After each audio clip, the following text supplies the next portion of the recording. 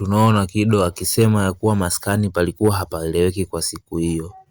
Wakiangalia huko na huko na mazingira kutokueleweka, ndipo Kitela alipomwambia Kido ya kuwa juzi aliingia kwenye nyumba ya mtu ili mradi aweze kuiba TV screen kwa sababu jamaa alikuwa ameenda uani. Kido akamcheka sana Kitela, huku Kitela akizungumza akiwa serious. Kido akamwambia hukutumia akili, takiwa utumie akili, hilo ulikurupuka. Kitela naye akasema hamna, sema mwanangu nini?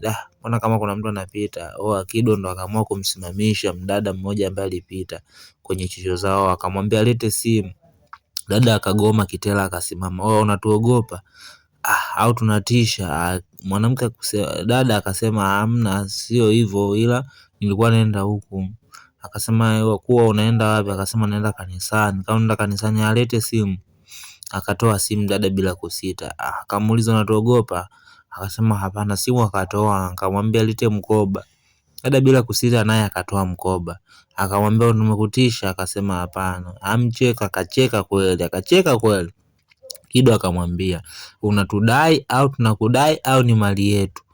Dada akasema ni mali yenu, asipo kusita. Kweli dada akacheka, akatabasamu, mwisho akaamua kukimbia huku akimtishia.